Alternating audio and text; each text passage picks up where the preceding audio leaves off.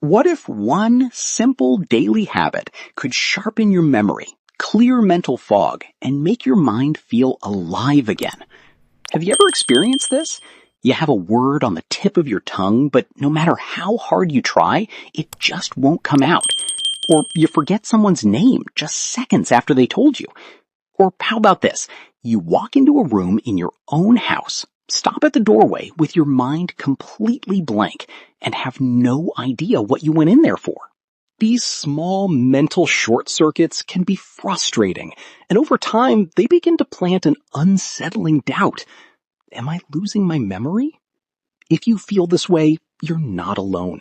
And the most important thing I want to tell you is this. This is not a sentence you have to accept. Many people believe that memory fades with age, and that there's nothing you can do about it. But what if I told you that's not entirely true? What if there were a 60-second exercise designed by a neurologist that could help awaken your memory, starting today? Stay with me, because I'm going to show you exactly how to do it, and the fascinating science behind it. I am Dr. Cassian Hale, a neurologist, and I've spent my career fascinated by the mysteries of the brain. Hundreds of patients have come to my clinic with the same concern that may have brought you here. Men and women in their 60s, 70s, and beyond. People full of life who suddenly feel like their minds are starting to betray them. They tell me about the mental fog, the difficulty concentrating, the effort it now takes to recall information that once came effortlessly. And in their eyes, I see not only frustration, but fear. Fear of losing independence, of becoming a burden, of watching their most cherished memories fade away. My mission is to replace that fear with knowledge and to give you practical tools, because modern neurology has confirmed something truly revolutionary. Our brains have an extraordinary ability to change and repair themselves at any age. This ability is called neuroplasticity. Think of your brain not as a machine that rusts, but as a garden. If you neglect it, weeds grow and flowers wither. But if you care for it, water it, and provide the right nutrients, that garden can bloom again, no matter how many winters have passed.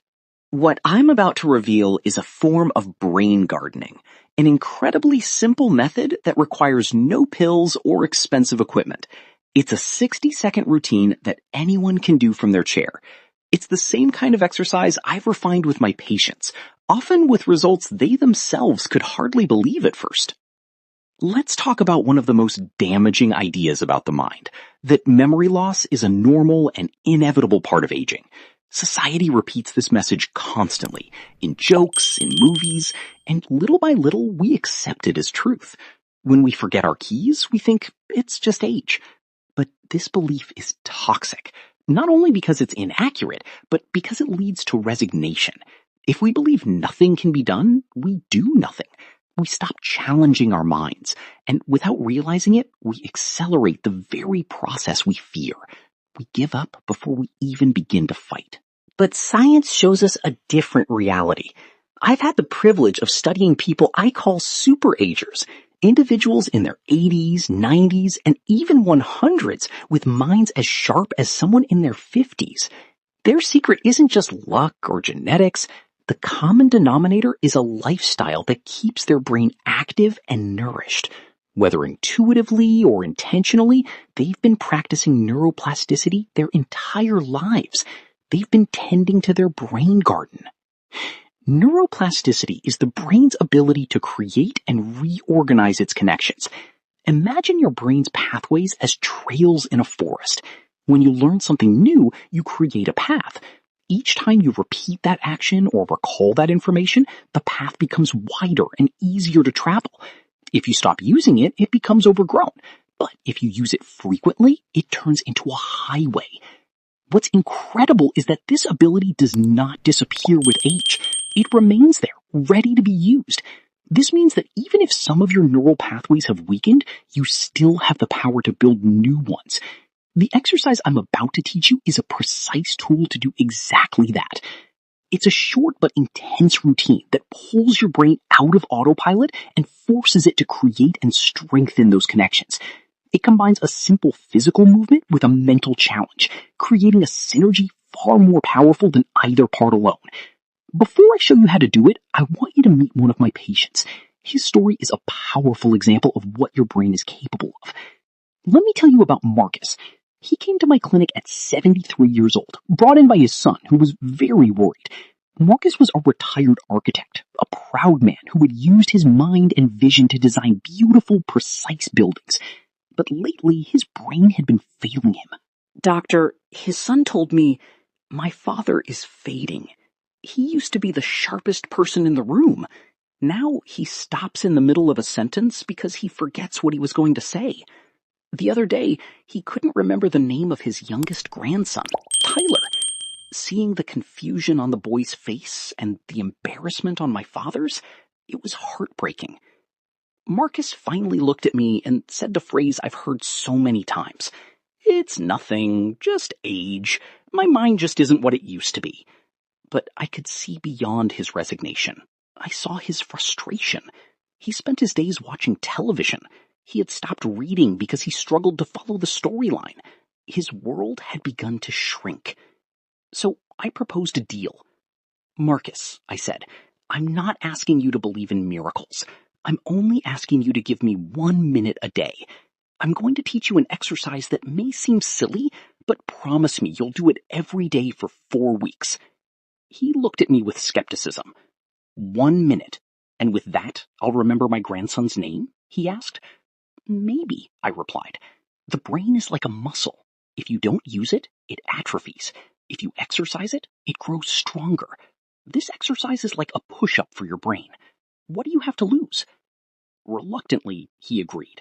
I taught him the same routine I'm about to teach you. 4 weeks later, Marcus returned to my office, and the difference was striking. He walked in more upright, gave me a firm handshake, and looked me straight in the eyes. His son spoke first, his voice trembling. Doctor, it's incredible.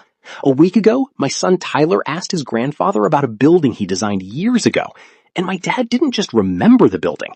He told the entire story of how he chose the materials, the engineering challenges he solved, and even remembered the name of the client's wife from back then. I haven't seen him speak with that kind of clarity in years. Marcus smiled. At first, I felt a bit silly doing those movements, he admitted, but I kept going. After 1 week, I felt more alert in the mornings. After 2 weeks, I realized I could follow the news without getting lost. And yesterday, out of nowhere, the name of an old college friend I hadn't seen in 35 years came back to me. Just like that. It was as if a closed window had suddenly been thrown open. Marcus's story isn't a miracle. And it's important to say that not everyone experiences such a dramatic change, but it is a real example of the power of neuroplasticity in action. And now, it's your turn to learn how to use it. All right, this is the moment. If you can, get ready to do the exercise with me. All you need is a chair and 1 minute of your attention. Remember, the key is not strength, it's focus. We'll divide the minute into 2 parts of 30 seconds each. Before starting, sit at the edge of your chair with your back straight but relaxed. Place your feet firmly on the floor, hip-width apart, and rest your hands on your thighs. Close your eyes for a moment and take a deep breath. Inhale through your nose and exhale slowly through your mouth, releasing any tension. Now open your eyes. Let's begin. Part 1 is activation and oxygenation, the first 30 seconds. The goal here is twofold, to increase oxygen-rich blood flow to the brain and activate coordination areas. We'll do a simple, controlled movement. With your hands on your thighs, slowly raise your right arm forward until it's parallel to the floor. Keep your left arm still. Synchronize your breath with the movement. As you raise your right arm forward, inhale slowly through your nose, counting mentally to 4. Now, slowly lower your right arm back to your thigh. As it lowers, exhale slowly through your mouth, again counting to 4. Without pausing, repeat the same movement with your left arm. Raise your left arm while inhaling. 1, 2, 3, 4. Lower it while exhaling. 1, 2, 3, 4. Let's practice once. Right arm up while inhaling, down while exhaling, left arm up while inhaling, down while exhaling. Perfect. For the first 30 seconds, continue this motion steadily, alternating arms without rushing. Control is essential. Focus on the sensation. This rhythmic movement combined with deep breathing calms the nervous system and increases oxygen in your blood, the fuel your neurons need. It also helps release tension in your neck and shoulders, opening the pathways through which blood travels to your brain. The coordination aspect wakes up your brain, preparing it for the next phase. Part 2 is the mental challenge, the last 30 seconds. This is where we ignite neuroplasticity. You'll continue the exact same physical movement, but now we'll add a mental task. The key is to do both at the same time. This dual tasking forces different parts of your brain to communicate intensely, building new neural pathways. While continuing the arm movements and breathing, begin naming things that belong to a category. Start with something simple. For example, fruits. As you raise your right arm while inhaling, say apple. As you lower it while exhaling, think of the next one. As you raise your left arm while inhaling, say banana. Continue. Orange, strawberry, grape, pear, anything that comes to mind for 30 seconds. Don't worry if your mind goes blank. That's normal. Breathe and wait for the next word to come. The goal is not to set a record, but to keep your brain in active search mode while your body moves. So the full 60-second routine works like this. From second 0 to 30, sit upright and begin the slow, controlled arm movement, synchronized with your breathing. Focus only on that. From second 31 to 60, without stopping the movement, add the mental task. Start naming items in your chosen category, like fruits, until the minute is up. And that's it. 1 minute that can begin to change your relationship with your mind. Why does this combination work? By forcing your brain to manage both a motor task and a cognitive task at the same time, you stimulate communication between different brain regions, like the frontal lobe for attention, the cerebellum for coordination, and the temporal lobe for memory. It's like asking an orchestra to play 2 melodies at once. To do it, the musicians, your neurons, must create new harmonies, new connections. That's neuroplasticity in action. Now, let me share how to improve. The real magic lies in consistency and progression. How do you level up and keep the challenge alive? Your brain is smart. If you do the same thing every day, it adapts, and the exercise becomes less effective. You have to keep it engaged. Week 1. Start with simple categories. Start with concrete categories. One day, choose fruits. Another day, animals. Then furniture, clothing, and so on. Week 2, try words by letter. Increase the difficulty. Choose a letter and name all the words you can that begin with it. For example, with the letter P, dog, bread, ball, door. This forces the brain to search for information in a different way. Week 3, do the countdown. This is a classic. While moving your arms, count backward from 100 in steps of 3. 100, 97, 94. If you lose track, don't worry. Breathe and resume from the last number you remember. Week 4 and beyond, get creative. Mix and combine.